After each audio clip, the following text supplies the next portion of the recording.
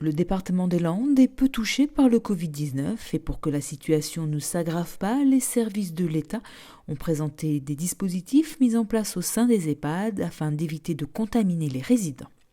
C'est pour ça qu'on est devant un SAS.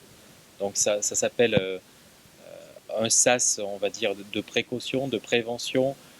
C'est tenu par à la fois où ça a été mis en place par les collectivités, par la Croix-Rouge ici. Il y a aussi le concours de l'armée, le concours de la protection civile, qui sont là justement pour être un peu anges gardiens des personnes qui vont rentrer. Donc des prises de température des personnes, le masque, le gel hydroalcoolique, donc véritablement être ange gardien des personnes qui rentrent. Donc il y a un circuit pour les personnes qui rentrent, il y a un circuit pour les personnes qui sortent. Et puis on voulait aussi évoquer une mesure qu'on met en place depuis la fin de semaine dernière sur le dépistage.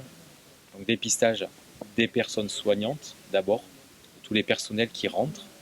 Donc là aussi, c'est avec l'idée que les personnes qui travaillent doivent être, on doit être certain ou convaincu en tout cas qu'elles ne sont pas porteuses du virus, qu'elles n'ont pas le virus. Donc c'est pour ça qu'on est là aujourd'hui. On a 79 personnes qui ont été testées donc, par le centre hospitalier de Mont-de-Marsan. 79 personnes, dont 70 personnes qui sont des personnels et 9 personnes qui ont été choisies par le médecin coordonnateur de la structure parce qu'elles pouvaient peut-être avoir des premiers signes. Donc on est vraiment dans le principe de précaution maximale dès l'extérieur de la structure et puis progressivement pour parler du déconfinement et donc le dépistage, c'est prévoir aussi le déconfinement. Un déconfinement qui n'aura pas lieu avant un mois. Pendant ce laps de temps, des dépistages plus nombreux vont être effectués. Il y a toute une stratégie de dépistage qui se déploie, mobilisant à chaque fois un médecin et 2 infirmiers. La priorité, c'était de mettre ça en place dans les établissements médicaux, médico-sociaux. Les EHPAD sont tout à fait prioritaires. Et nous allons, dans quelques jours, mettre en place le même type de dépistage dans d'autres structures qui accueillent des personnes en nombre important, des accueils spécialisés comme les hébergements d'urgence, comme le centre pénitentiaire, dans des lieux qui regroupent plusieurs personnes. Ça peut être des endroits où il y a des travailleurs saisonniers. Et puis, dans la perspective de cette mise en place du déconfinement, un déploiement plus large.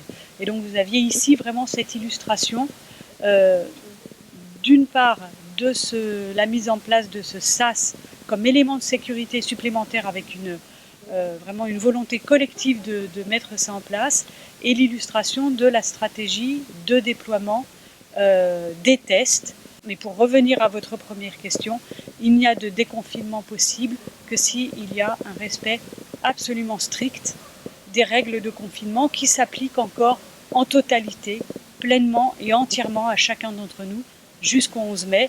Et ensuite, ce sera un déconfinement, mais progressif et sur la base des avis scientifiques, bien sûr.